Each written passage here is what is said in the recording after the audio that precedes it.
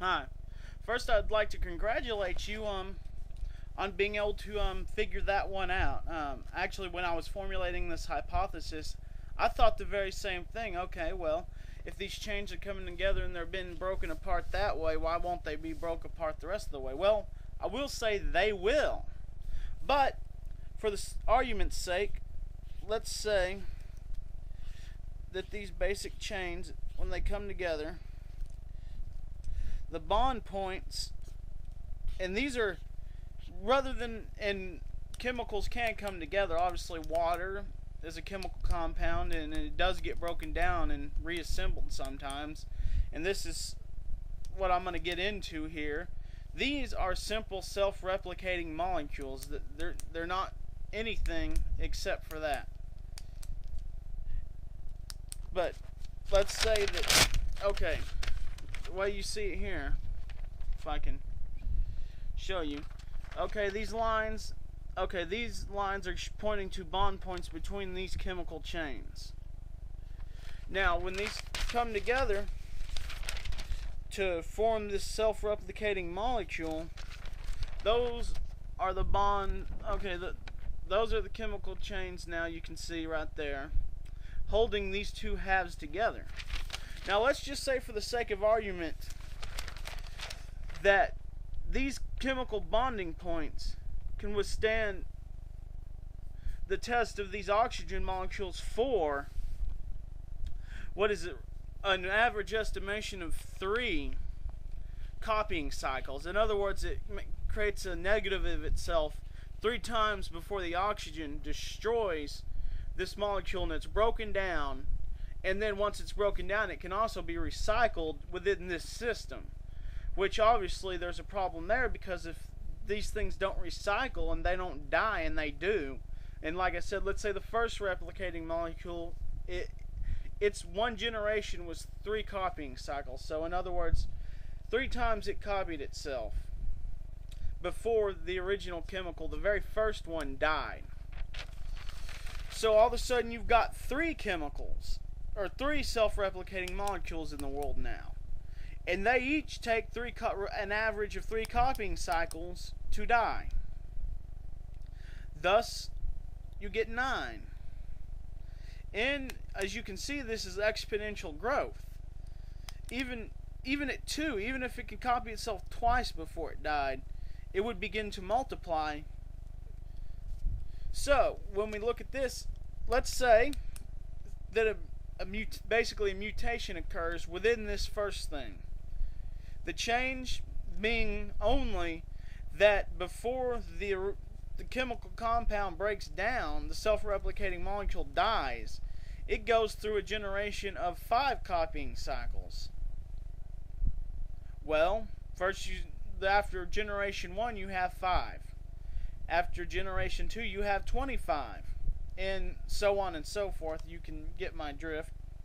And then let's say, obviously, at that, even at such a small difference, the exponential growth rate is enormous, and therefore we'll call that first one, the one that took 3 cycles before it died, call it self-replicator A. Self-replicator B, a change or a mutation within self-replicating molecule A, becomes self-replicating molecule B.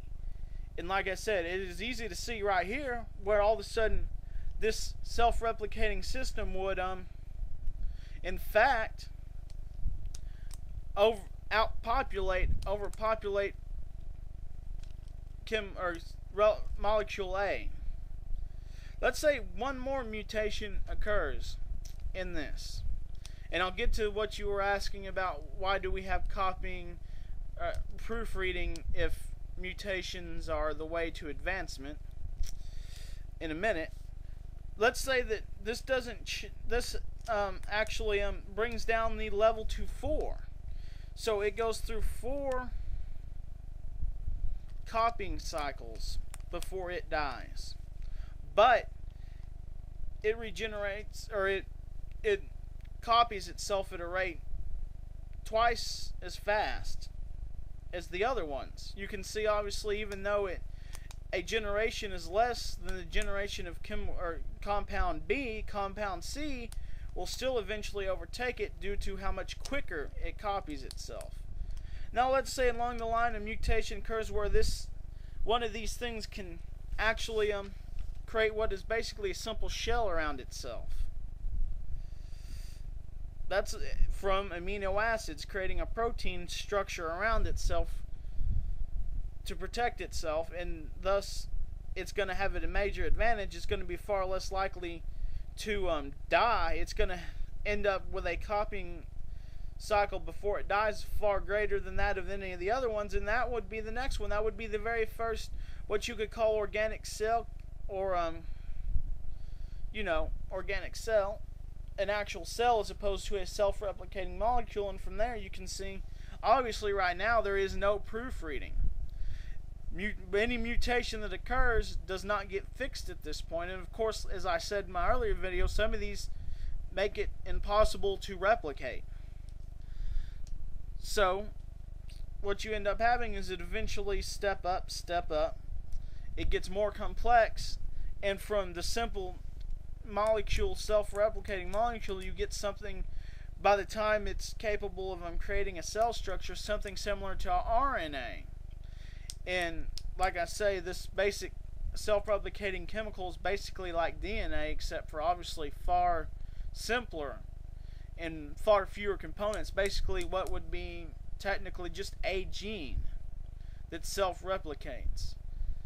Now you add up changes, you add up, somehow one gets added to it and can continue to copy and has an advantage, and all of a sudden you've got dozens of different self-replicating chemical compounds that are all different from each other and all have advantages over each other, and this is basically the beginning of life.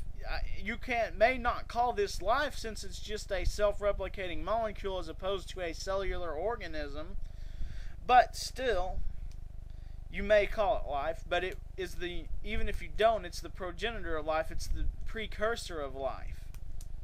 It's the precursor of protein structures.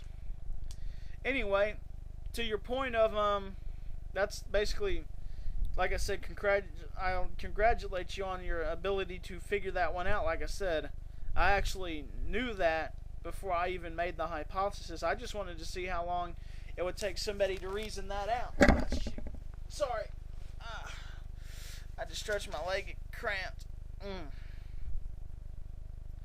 Anyway, to your point of why cells try to keep from mutations, well, one reason is that mutations are generally either neutral or non-beneficial, in fact bad for you.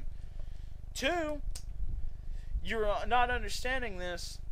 Evolution is blind. It is not meant to go anywhere. The genes want to continue to be the exact same genes they are. Otherwise, in what sense is the gene trying to propagate itself? If it allows itself to change, it's no longer propagating itself. So basically the proofreading is because, like I said, genes don't want to change. Life doesn't want to change. It is forced to change. And when a change is beneficial, natural selection, which is apart from evolution, takes over and allows whatever the advantage is to spread genetically into the population, but the population doesn't want to change, so the proofreading errors happen. Anyway, that's the best way I can explain it. And actually, as far as approving videos, I have my site set up to automatically approve videos and comments, so I don't even get to review them. I mean, if somebody posts something really horrible on there, which I don't suspect you'll ever do, I can remove it later. But like I said, mine's is automatic. Anyway, thanks for giving me the time, and see what you can come up with this one. Point about cause and effect, I'm gonna have to make this really quick. I forgot to add it. Yeah, that's true. A cause can't be greater than an effect can't be greater than its cause. That's true in this universe, in the laws that we observe in this universe. Well, it stands to reason, if this universe was created, there was a point in time where the laws that govern this universe were not there. Therefore, does that necessarily have to be true if the laws that govern this universe's cause and effect aren't there? There's a different set, or maybe none at all, and when this universe created, it was a random chance that it was that.